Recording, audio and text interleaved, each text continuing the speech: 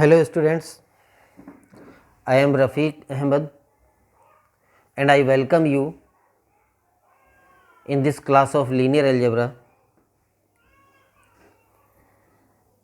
In last video we have proved that sum of two subspaces is again a subspace. If S and T are subspaces of a vector space V over F, then S plus T, that is linear sum of S and T, is also a subspace. और उससे पहले वाले videos में हमने ये भी prove किया था कि इन दो सबस्पेसेस का इंटरसेक्शन भी सबस्पेस होता है और इन दो सबस्पेसेस का जो यूनियन है उसके बारे में यह है कि वो सबस्पेस हो भी सकता है और नहीं भी हो। इन दो केसेस में जब या तो S is a subset of T या T is a subset of S, इन दो केसेस में तो यूनियन वाला सेट सबस्पेस हो जाता है, क्योंकि इस केस में दोनों का यूनियन सुपरसेट T के बराबर आएगा और इस केस में दोनों का यूनियन सुपरसेट S के बराबर आएगा। तो केवल इन दो केसेस में यूनियन सबस्पेस होता है। इस थर्ड केस में जबकि S और T इस टाइप के हों कि दोनों में कुछ एलिमेंट्स तो कॉमन हो और कुछ एलिमेंट्स अलग हों, ऐसे केस में जो इन S और T का यूनियन आता है ये सेट सबस्पेस नहीं होता है। तो यूनियन कंडीशनल है, सबस्पेस हो भी सकता है और ना भी हो, लेकिन इंटरसेक्शन ऑलवेज सबस्पेस होता है और लीनियर सम ऑलवेज सबस्पेस होता है, जबकि ये दोनों सबस्पेस हैं। ये हमने पिछले वीडियोस में डिस्कस किया है। आज हम प्रूव करने जा रहे हैं एक और थ्योरम, जिसमें हम ये प्रूव करेंगे कि ये जो यूनियन वाला सेट है, जो चाहे सबस्पेस हो चाहे मात्र सबसेट हो मेन वेक्टर स्पेस का, लेकिन इसका लीनियर स्पान यानी linear span of S union T, इस सेट का लीनियर स्पान हमने देखा है कि S मात्र सबसेट भी हो V का और नॉन एम्प्टी हो,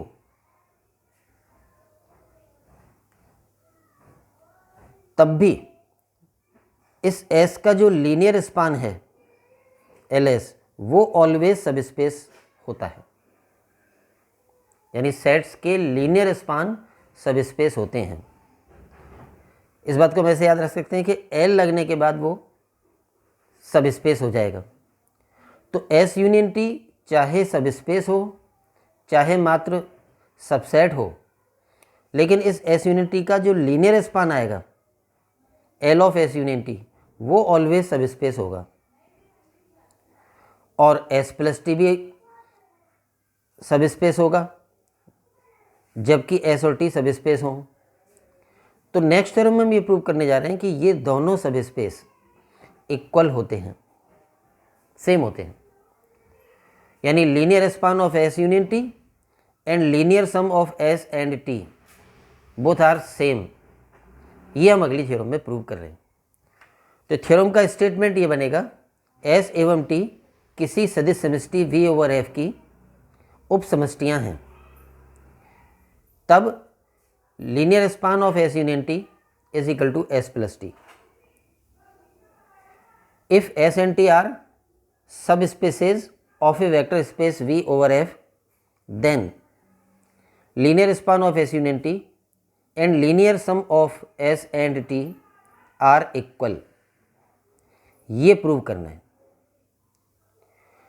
एक बार रिपीट कर दूं मैं, लीनियर सम क्या होता है? उस समुच्चय के एस अगर कोई समुच्चय है तो एस में जितने भी अवयव हैं उन अवयवों के लीनियर कॉम्बिनेशंस से जो वेक्टर्स बनते हैं उनका सेट एल एस होता है। एस के सभी वेक्टर्स या एस के कुछ वेक्टर्स लेकर और कोई भी गुणांक लेकर जो भी लीनियर कॉम्बिनेशन बनेगा वो वेक्टर आएगा और वो वेक्टर एल एस में होगा। तो एल एस होता है सेट ऑफ लीनियर कॉम्बिनेशंस। और लीनियर सम एस प्लस टी क्या होता है? एस के किसी भी अवयव और टी के किसी भी अवयव के योग से बनने वाला अवयव एस प्लस टी का अवयव कहलाता है। तो इन दोनों बातों को, linear sum and linear span, इन दोनों बातों को हम काफ़ी डिटेल में पिछली क्लास में पढ़ चुके हैं। यहाँ पर हमें प्रूव करना है कि ये दोनों सब स्पेस बराबर होते हैं। तो प्रूफ पर आएँ। V over F is a vector space and S and T are subspaces. These things are given. ये ध्यान रखें, S और T यहाँ पर सब स्पेस दे रखे हैं, ना कि मात्र सबसेट। अब जब S और T सब स्पेस हैं तो S प्लस T भी सब स्पेस होगा और S यूनियन T सब स्पेस भी हो सकता है और मात्र सबसेट भी हो सकता है, लेकिन L of S union T यानी S यूनियन T का लीनियर स्पान वो सब स्पेस ही होगा। तो S plus T and L of S union T दोनों सब स्पेस हैं, दोनों V ओवर F की उपसमष्टियाँ हैं। अब जब इन दोनों को बराबर प्रूव करना है तो हम जानते हैं कि अलजेब्रा में भी और यहाँ भी जब भी हम कोई भी दो सेट्स को बराबर प्रूव करते हैं तो क्या तरीका होता है। जैसे A एक सेट है और B एक सेट है and we have to prove that A is equal to B, तो हम प्रूव करते हैं कि A is a subset of B and B is a subset of A। यानी दोनों एक दूसरे के सबसेट जब सिद्ध हो जाएं तो इससे प्रूव हो जाता है कि ये दोनों बराबर हैं। तो इक्वल प्रूव करने का तरीका यह है। और ये प्रूव करने का तरीका क्या है? If we have to prove that A is a subset of B, then we will take an arbitrary element of A and will prove that that element belongs to B also. हम A का एक स्वेच्छ अवयव ले लेंगे, मान लो small a belongs to capital A, और फिर किसी भी तरह से यहाँ पहुँचेंगे कि जो A का अवयव माना था वो B में भी है। इससे सिद्ध हो जाता है कि all elements of A belong to B, और इसका मतलब हो जाता है कि A is a subset of B। तो बराबर जब भी हमें दो सेट प्रूव करने होते हैं तो उसका तरीका ये होता है। तो अब हम इस पर आएँ कि हमें ये दोनों बराबर प्रूव करने हैं। तो एक बार हम प्रूव करेंगे कि लेफ्ट हैंड साइड वाला set is a subset of right hand side वाला सेट, एंड एक बार राइट हैंड साइड वाले को लेफ्ट हैंड साइड वाले का सबसेट प्रूव करेंगे। तो फर्स्ट पॉइंट हम ले रहे हैं, लेफ्ट हैंड साइड वाले को राइट हैंड साइड वाले का सबसेट प्रूव करने के लिए लेफ्ट हैंड साइड वाले में एक स्वेच्छ अवयव ले लें। पहले माना alpha belongs to L of S union T। इस लेफ्ट हैंड साइड वाले सेट का एक स्वेच्छ अवयव अल्फा मान लिया है। तो अब हम कहाँ जाएंगे? हम प्रूव करेंगे कि ये जो अल्फ़ा माना है लेफ्ट हैंड साइड वाले में, ये इसमें भी है, राइट हैंड साइड वाले में भी। तो पहले ये linear span of S union T में माना है, इसका क्या मतलब है? क्या कह सकते हैं हम कि ये linear span of S union T में है तो कैसा होगा? अगर L of S union T का कोई एलिमेंट है तो हम क्या कह सकते हैं कि ये अल्फ़ा कैसा या कैसे बना होगा? S यूनियन T के कुछ वेक्टर्स रहे होंगे जिनके कॉम्बिनेशन से ये बना होगा। अब वो S यूनियन T के वेक्टर्स कोई भी हो सकते हैं, और वो जो भी होंगे, फॉर एग्जांपल हम मान लें कि वो S यूनियन T के वेक्टर्स थे x1 x2 and so on x10, मान लो ये थे S यूनियन T के वेक्टर, तो इनके कॉम्बिनेशन से अल्फ़ा बना होगा। लेकिन ये जो वेक्टर्स S यूनियन T के हैं, इनमें कितने S के हैं और कितने T के हैं, ये कुछ भी हो सकता है। हो सकता है कि इनमें से जैसे ये अगर 10 हैं तो पहले 7 एस के हों और बाकी के 3 टी के हों, या बीच के कोई से 4 एस के हों और बाकी के 6 टी के हों, क्योंकि जो भी एस यूनियन टी में होता है वो या तो एस में होता है या टी में होता है, अथवा दोनों में भी हो सकता है। तो यहाँ हम क्या कहना चाह रहे हैं कि अल्फ़ा एस यूनियन टी के कुछ सदिशों का लीनियर कॉम्बिनेशन होगा, लेकिन वो जो एस यूनियन टी के कुछ सदिश होंगे उनमें कुछ एस के और कुछ टी के हो सकते हैं, इसलिए हम एस यूनियन टी के सदिश यहाँ पर 2 सिंबल देकर मान रहे हैं। Alpha L of S union T का वेक्टर है, तो एस यूनियन टी के कुछ सदिश होंगे जिनका कॉम्बिनेशन होगा अल्फा। तो हमने वो सदिश क्या मान लिए यहाँ पर, वो मान लिए x1 से xm तक एंड y1 से yn तक, और इन सब का कॉम्बिनेशन है अल्फा। तो ये x1 से xm तक और y1 से yn तक ये क्या माने हमने, ये s यूनियन टी के कोई वेक्टर्स हैं, लेकिन क्योंकि s यूनियन टी के हैं तो उनमें कुछ s के होंगे और कुछ t के होंगे, तो जो s के हैं उनको x सिंबल दे दिया है और जो t के हैं उनको y सिंबल दे दिया है। तो alpha belongs to this linear span, then there exist some vectors xr and yr in s union T and some scalars AR and BR such that alpha can be written as this। अब ये जो XR और YR जिन vectors का combination alpha बना है उनमें जो वो टोटली तो S यूनियन टी के हैं, मगर उनमें से जितने S के हैं उनको नाम X करके दिया है और जितने भी T के हैं उनको नाम Y करके दिया है। तो हमने यहाँ सीधा लिख दिया कि अगर अल्फ़ा इस L of S union T का वेक्टर है तो alpha can be written like this, यानी कि as a linear combination of some vectors of S union T. ये सब जितने स्केलर ज़रूरत पड़ी वो ले लिए और ये एस यूनियन टी के वेक्टर्स ले लिए। एक्स आर का मतलब x1 x2 x3 and so on, y r का मतलब y1 y2 y3 and so on, generalise रूप में लिख दिया है। और ये जो एस यूनियन टी के वेक्टर्स हैं इसमें कितने एस के हैं कितने टी के हैं वो विशेषतः आगे लिख दिया है। विशेषतः जितने भी एक्स सिंबल दिए गए वेक्टर्स हैं वो सब एस के थे और जितने भी वाई सिंबल दिए गए वेक्टर्स हैं वो टी के हैं। तो अल्फ़ा एस यूनियन टी में होने के कारण अल्फ़ा इस रूप में व्यक्त हुआ होगा। अब हम इस पर आएँ कि ये जो हैं x1 x2 xm ये क्योंकि S के हैं अर्थात सभी XR S के अवयव हैं, सभी XR S के अवयव हैं, सभी XR का मतलब x1 x2 up to xm।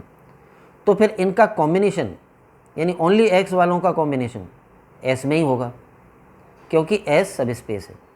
सब स्पेस हो या वेक्टर स्पेस हो, उसके जितने वेक्टर्स होते हैं उनका कोई भी कॉम्बिनेशन बना लो वो उसी में रहेगा। इसी प्रकार y r belongs to T, यानी y1 y2 yn वो टी के हैं तो उनका कोई सा भी कॉम्बिनेशन होता है वो टी में ही होगा। अब ये इतना वेक्टर S में है और ये इतना वेक्टर टी में है, तो एक एलिमेंट S का हो और एक एलिमेंट टी का हो और दोनों को जोड़ दें तो S प्लस टी का एलिमेंट बनता है। अतः ये पूरा वेक्टर S प्लस टी का वेक्टर हो गया, क्योंकि इसमें इतना S का वेक्टर है और ये T का वेक्टर है। ये S का इसलिए है कि ये S के सदिशों का कॉम्बिनेशन है और ये पूरा वेक्टर T का इसलिए है क्योंकि ये T के सदिशों का कॉम्बिनेशन है, और ये S का है और ये T का है, तो दोनों को जब जोड़ दिया तो S प्लस टी का आ गया और यही वैल्यू उस अल्फ़ा की थी। तो इस पूरे की जगह लिख दिया अल्फ़ा, देन ये स्टेप हो गया alpha belongs to S plus T. तो जो अल्फ़ा हमने L of S union T का एलिमेंट माना था वो अब S प्लस टी का एलिमेंट सिद्ध हो गया। इसका मतलब L of S union T का हर अवयव S प्लस टी में होगा, यानी L of S union T is a subset of S plus T. एक पॉइंट ये प्रूव हो गया। अब हम प्रूव करें इसका कन्वर्स, यानी S प्लस टी भी L of S union T का सबसेट है। ये प्रूव करने के लिए एक general vector S plus T का लेना है। वो ले लिया हमने बीटा।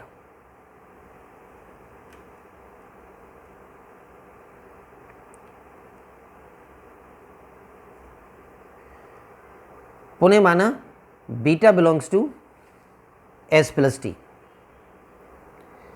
अब कोई भी वेक्टर एस प्लस टी का होता है तो उसके बारे में हम क्या सोच सकते हैं कि वो किसी एक वेक्टर जो कि एस का हो और कोई एक वेक्टर जो कि टी का हो उनके योग से बना होगा, क्योंकि एस प्लस टी में ऐसे ही होते हैं। तो अगर बीटा एस प्लस टी में है तो हम कह सकते हैं कि बीटा होगा कोई एक्स प्लस कोई वाई, जहाँ एक्स एस का होगा और वाई टी का वेक्टर होगा। तो बीटा एस प्लस टी में होने के कारण beta can be written as x plus y. अब पर्टिकुलरली तो एक्स एस का होगा और वाई टी का होगा, लेकिन ये कहा जा सकता है कि ये दोनों एस यूनियन टी में होंगे, क्योंकि जो एस में होता है वो भी यूनियन में होता है और जो टी में होता है वो भी यूनियन में होता है।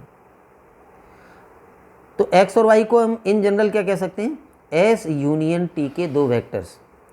अब beta is equal to x plus y है तो ये अपने आप में ही एक कॉम्बिनेशन है एक्स और वाई का, जिसमें गुणांक 1 1 है।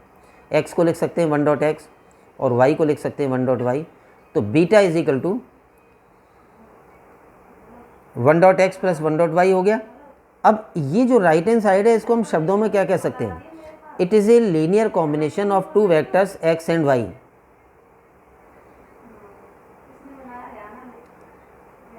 और गुणांक है 1 1 और ये two vectors x and y किसके हैं, ये हैं एस यूनिटी के। तो राइट हैंड साइड को हम शब्दों में कह सकते हैं कि एस यूनियन टी के दो सदिशों एक्स और वाई का रैखिक संचय। तो जो बीटा हमने एस प्लस टी का अवयव लिया वो किस रूप में व्यक्त हो गया, एस यूनियन टी के दो वेक्टर्स का रैखिक संचय। और एस यूनियन टी के दो वेक्टर्स का या चार वेक्टर का, कितने वेक्टर का अगर कोई रैखिक संचय है तो वो उसके लीनियर स्पान में होगा। तो जब बीटा एस यूनियन टी के सदिशों का संचय आ गया तो हमने कह दिया कि beta is an element of S union T. वो बीटा जो एस प्लस टी का अवयव माना था अब L of S union T में सिद्ध हो गया। इसका मतलब एस प्लस टी के सारे अवयव L of S union T में होंगे। Therefore S plus T is also subset of L of S union T. ये पॉइंट नंबर 2 हो गया। पॉइंट नंबर 1 में हमने प्रूव किया था कि L of S union T is a subset of S plus T, और पॉइंट नंबर 2 में हमने प्रूव कर लिया कि S plus T is a subset of L of S union T, यानी दोनों एक दूसरे के सबसेट हैं। और जब दोनों एक दूसरे के सबसेट प्रूव हो गए तो हम कह सकते हैं कि दोनों बराबर हैं। Point number 1 and point number 2 से ये प्रूव हो गया कि L of S union T is equal to S plus T. तो इस तरह से ये प्रूव हुआ कि किसी वेक्टर स्पेस के दो सब स्पेसेस के यूनियन का लीनियर स्पान और उन दोनों सब स्पेसेस का लीनियर सम समान होते हैं, सेम होते हैं, बराबर होते हैं। तो linear span and linear combination से रिलेटेड ये एक और थ्योरम थी। इन्हीं कंसेप्ट से रिलेटेड एक दो थ्योरम हम और प्रूव करेंगे अगली क्लासों में, अगले वीडियो लेक्चर्स में। आज के लिए इतना ही। सभी को धन्यवाद। अंत में मैं एक दो बातें और कहना चाहूँगा। ये जो वीडियो लेक्चर्स हम बना रहे हैं ख़ासतौर से लीनियर अलजेब्रा के, वो मेनली तो उन स्टूडेंट्स के लिए हैं जो इस साल बीएससी थर्ड ईयर में आए हैं, लेकिन जो पिछली साल बीएससी थर्ड ईयर में थे उनके अभी एग्ज़ाम नहीं हुए हैं कोरोना की वजह से। तो वो स्टूडेंट्स अब सितंबर अक्टूबर में एग्ज़ाम देंगे, तो वो भी इन वीडियो लेक्चर्स से जो उन्होंने पिछली साल पढ़ा था उसको रिवाइज़ कर सकते हैं, ताज़ा कर सकते हैं। तो उनके लिए भी ये लेक्चर्स उपयोगी हैं। इसके अलावा जो अब सितंबर अक्टूबर में बीएससी थर्ड ईयर का एग्ज़ाम देने जा रहे हैं, उनके लिए एक बात ये भी बतानी है, ये तो सबको जानकारी मिल ही गई कि कोटा यूनिवर्सिटी के एग्ज़ाम्स 21 सितंबर से शुरू हो रहे हैं और टाइम टेबल भी आपके पास आ गया। लेकिन पेपर पैटर्न और मार्किंग में बदलाव है। एक पहला बदलाव तो ये है कि जो 3 घंटे का पेपर होता था वो अब 2 घंटे का होगा, 4 से 6 शाम को, 4 PM to 6 PM। तो 2 घंटे का पेपर है और 2 घंटे का पेपर है तो जाहिर है कि आपको कम आंसर्स लिखने होंगे, पहले जितने लिखने होते थे। तो क्या कम किया गया है वो थोड़ा सा मैं बता दूं। जो आपके पेपर में ABC 3 सेक्शंस होते हैं। सेक्शन ए में 10 क्वेश्चन आते थे। अगर 75 नंबर वाले पेपर के आधार पर बात करें तो 10 क्वेश्चंस आते थे छोटे छोटे, जिनमें कि फॉर्मूले या डेफिनेशंस पूछी जाती थी। और सेक्शन बी, उसमें हर यूनिट से 2 क्वेश्चन आते थे और हर यूनिट से 1 क्वेश्चन करना होता था। सेक्शन सी में 4 क्वेश्चंस आते थे, मेजर क्वेश्चंस होते थे वो। हर यूनिट से कम से कम हर यूनिट से अधिकतम 1 क्वेश्चन लेते हुए टोटल 5 यूनिट से 4 क्वेश्चंस आते थे और उनमें से 2 करने होते थे और वो 75 नंबर वाले पेपर में 15-15 नंबर के होते थे। तो इस साल जो सितंबर अक्टूबर में BSc third year Kota university के एग्ज़ाम होंगे, उनमें वो सेक्शन सी नहीं करना पड़ेगा। सेक्शन सी में जो 2 मेजर क्वेश्चंस करने होते थे वो नहीं करने पड़ेंगे, वो काम आपका कम हो जाएगा और इसलिए 3 घंटे वाला पेपर 2 घंटे में आसानी से हो जाएगा। और सेक्शन सी में जो 2 क्वेश्चंस होते थे उनके जो मार्क्स हैं, 30 मार्क्स होते थे उन 2 क्वेश्चंस के, उन मार्क्स को सेक्शन ए और सेक्शन बी के क्वेश्चंस में ही डिस्ट्रीब्यूट कर दिया जाएगा। तो इसका मतलब ये हुआ कि आपको बहुत बड़े क्वेश्चंस, जो मेजर क्वेश्चंस होते हैं, वो नहीं करने होंगे।